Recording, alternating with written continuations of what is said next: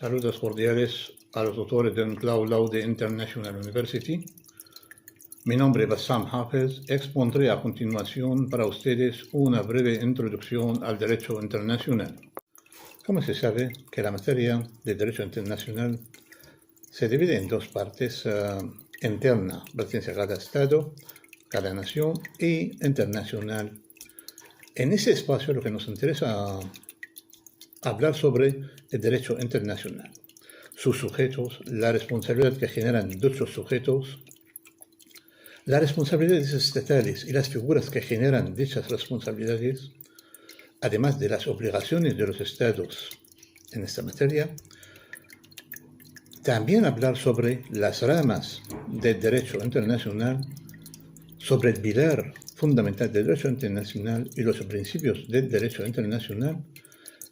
Y finalmente, se dará una pincelada, una breve lectura sobre el derecho humano internacional y la responsabilidad de los estados en esta materia.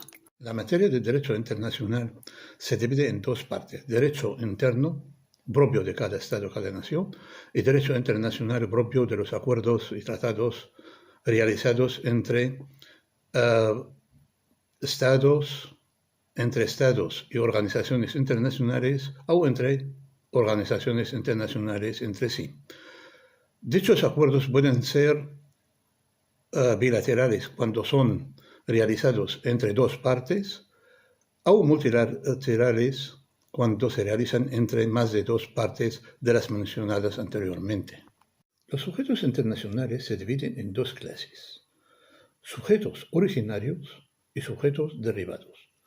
Los originarios son los estados, mientras los derivados son los organismos interestatales o internacionales. Por lo tanto, cada uno de ellos tendrá una personalidad jurídica distinta. ¿Qué es personalidad jurídica? Es adquirir y ejercer los derechos.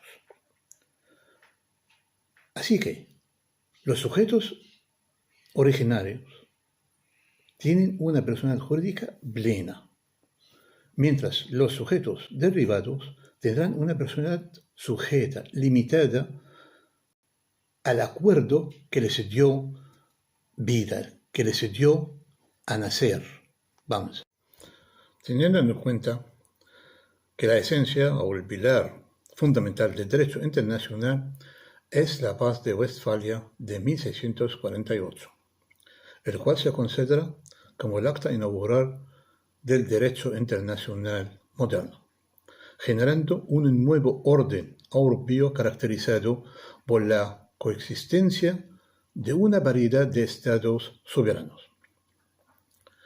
Como elemento normativo del derecho internacional, también hay que saber que el legado de la Paz de Westfalia en el sistema jurídico internacional europeo fue la libertad religiosa, además de la igualdad de los estados en su derecho de soberanía sobre su territorio y crear un sistema de seguridad colectiva.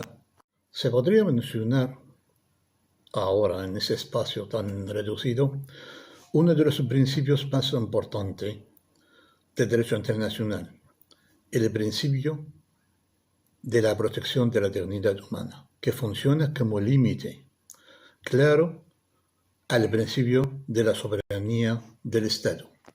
El derecho internacional se divide en dos grandes ramas: derecho internacional público y derecho internacional privado. Derecho internacional público regula normalmente las relaciones entre los estados y las organizaciones internacionales en materias como podemos decir, derecho internacional humano, derecho penal, derecho de los tratados, derecho del mar, etc. Mientras el derecho internacional privado es un conjunto de normas procesales que determinan el ordenamiento jurídico y jurisdicciones aplicables a un determinado asunto, una determinada controversia. Estas normas se aplican normalmente a los conflictos jurídicos con un elemento transfronterizo. Un ejemplo, un contrato entre dos partes, cada una de ellas pertenece a un país, o las cuestiones transfronterizas en países con varias jurisdicciones. A continuación, se hablará sobre la responsabilidad estatal. El derecho internacional está construido por reglas, por normas aceptadas normalmente por los estados o naciones como vinculantes en sus relaciones mutuas, incluidas sus relaciones con las organizaciones internacionales. Teniendo en cuenta que la responsabilidad estatal está determinada en la Convención de Viena sobre los derechos de los tratados. Por ejemplo, en su artículo 26 dice: todo tratado en vigor obliga a las partes y debe ser cumplido por ellas de buena fe. En su artículo 27 dice: una parte no podrá invocar las disposiciones de su derecho interno como justificación del incumplimiento de un tratado.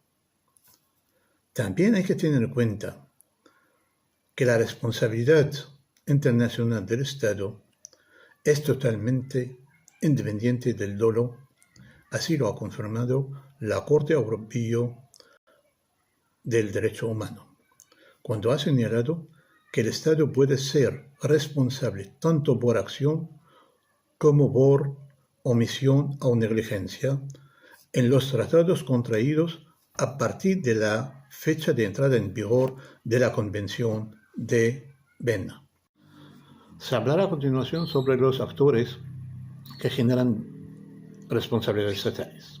La Comité de Derechos Humanos de las Naciones Unidas ha señalado que las obligaciones del pacto en general y el artículo 2 en particular son vinculantes en cada Estado o parte del pacto. Como un todo, significa que todas las ramas del gobierno, ejecutivo, legislativo, judicial, etc., y otras autoridades públicas gubernamentales, a cualquier nivel, sea nacional, sea regional, sea local, contraen responsabilidad estatal. Porque está en una posición de contraer responsabilidad estatal. Y eso también se manifiesta en la Carta del Corte Interamericano de Derechos Humanos en el caso de Olmedo, Bustos y otros. También en el artículo 1.1 se marca que es ilícita toda forma de ejercicio del poder público que viola los derechos marcados por la Convención. Esto es independiente de que el funcionario ha hecho las cosas dentro de la ley interna, fuera de la ley, fuera de sus funciones, sobrepasa sus límites, ha hecho las cosas a su manera, fuera del control por intereses personales, ha violado los derechos internos del Estado, aún no. ¿Por qué? El derecho internacional tiene principio que el Estado responde por los actos de sus agentes realizados al amparo de su carácter oficial y por la omisión de los mismos, aun si actúan fuera de sus límites o violan el derecho interno de dicho Estado. El Estado también es responsable de los actos que violan los derechos humanos por parte de los particulares, no solo de la gente que trabajen oficialmente para el Estado, también por los particulares, si les permite realizar dichas violaciones o omite su deber en investigar, sancionar dichas violaciones que actúan fuera de la ley reconocida por Derecho Internacional de Derechos Humanos. Así que las obligaciones estatales derivadas de derecho internacional, según la jurisprudencia de la Corte Interamericana de Derechos Humanos, se encuentran las obligaciones de respetar los derechos humanos y la libertad personal. También las obligaciones que contienen el deber de investigar, el deber de prevenir, el deber de sancionar, el deber de reparar los perjuicios provocados por la violación de derechos humanos y finalmente el deber de no repetir dichos actos. Una serie de tratados internacionales y otros instrumentos adoptados desde 1945 funcionaron como base jurídica del derecho internacional humano y han desarrollado el derecho internacional humano actual. Este movimiento internacional sobre el derecho humano se fortalece con la aprobación de la Declaración Universal sobre los Derechos Humanos por parte de la Asamblea General de las Naciones Unidas el 10 de diciembre de 1948. Redactada como un ideal conjunto que todos los Estados-naciones deben esforzarse. En dicha declaración, por primera vez de la vida humana, vamos a decir, la historia humana, se establece claramente los derechos civiles, políticos, económicos, sociales, culturales, como base fundamental que todos los seres humanos existentes tienen derecho a disfrutar de ellos.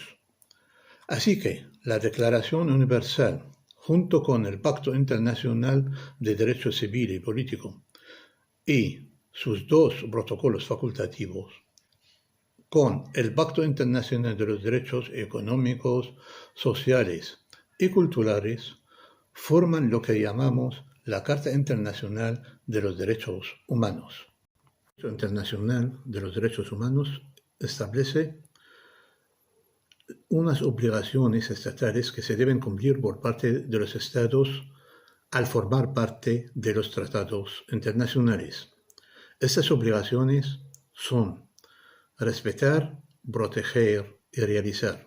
Repito, respetar, proteger y realizar los derechos humanos. ¿Qué significan? Respetar, que significa los estados obtienen, no infieren, no interponen en el camino de disfrute de esos derechos humanos por parte de las personas, sean individuos o grupos. Proteger. Hay que impedir cualquier hecho, cualquier acción que pueda impedir el disfrute de estos derechos por parte de las personas. Y realizar. Hay que adaptar en su derecho interno las medidas necesarias que puedan ayudar a las personas a disfrutar de sus derechos básicos. Y en el caso no cumplir con sus obligaciones estatales, existen mecanismos internacionales, regionales, que reciban las denuncias individuales o grupales de violaciones de estos derechos humanos, los cuales obligan a los estados el cumplimiento de las normas internacionales y aplicarla en su territorio. Muchas gracias por su atención, por su tiempo y espero que haya gustado mi presentación y hasta la próxima. Muchas gracias de nuevo.